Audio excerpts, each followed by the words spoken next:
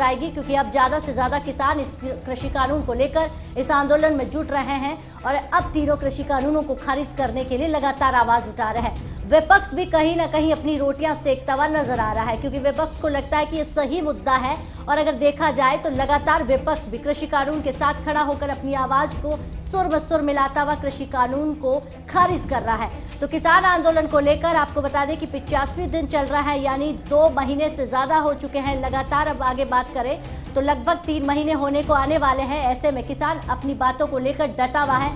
दिसंबर तक का महीना भी किसानों ने दिया, लेकिन आगे ग्राफिक्स के जरिए समझते हैं किसानों का रेल रोको अभियान। किसान आज देश भर में 4 घंटे के लिए रेल रोकेंगे। इस बात की आपको जानकारी होनी चाहिए कि आज रेल रोको अभियान के तहत 4 घंटे रेल रोकी जाएगी। दोपहर 12 बजे से शाम 4 बजे तक देश भर में रेल रोको आंदोलन होगा।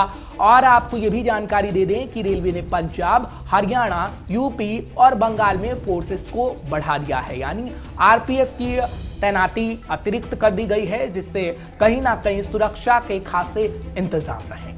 तो बिल्कुल आपको बता देते हैं कि देश भर में आरपीएफ की 20 एक्स्ट्रा कंपनियां यानी कि करीब 20,000 अतिरिक्त जवान तैनात कर दिए गए हैं इसको लेकर, क्योंकि रेल रोको अभियान के तहत सुरक्षा को भी बढ़ा दिया गया है।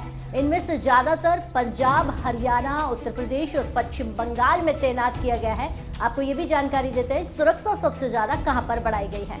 रेलवे प्रोजेक्टेशन फोर्स के डीजी अरुण कुमार ने प्रदर्शनकारियों से अपील की है शांतिपूर्ण प्रदर्शन करें और ट्रेन में सफर करने वाले यात्रियों को परेशानी ना हो, यानी जो ट्रेन में सफर कर रहा है उनको परेशानी ना हो, ऐसी अपील प्रदर्शनकारियों से की गई है। और जानकारी तो खैर हम आप तक पहुंचा रहे हैं।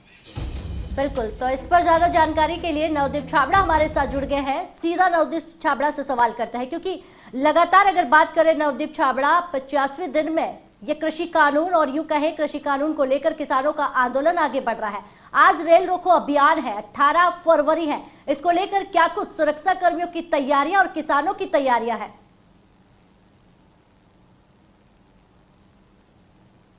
राधिका ऐलान किया गया 12 बजे से लेकर 4 बजे तक पूरे देश के अंदर ये चक्का जाम रहेगा। लेकिन सबसे बड़ी बात यह है कि किसी भी किसान संगठन की तरफ से कोई उग्र प्रदर्शन करने का ऐलान जो है या किसी चीज को नुकसान पहुंचाने की जो घोषणा हम कह सकते हैं वो नहीं की गई है।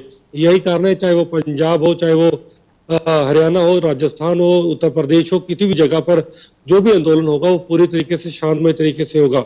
लेकिन इसी बीच क्योंकि 26 जनवरी को लेकर जिस तरीके से हिंसा हुई थी, क्योंकि कुछ उपद्रवी जो कुछ शरारती तत्व है वो कई बार आंदोलन की आड़ में कुछ परेशानी पैदा करते हैं, जो यही कारण है कि चाहे वो पंजाब हो, चाहे वो बाकी प्रदेश हो, सभी जगह पर पुलिस को जो है वो अलर्ट कर दिया गया है।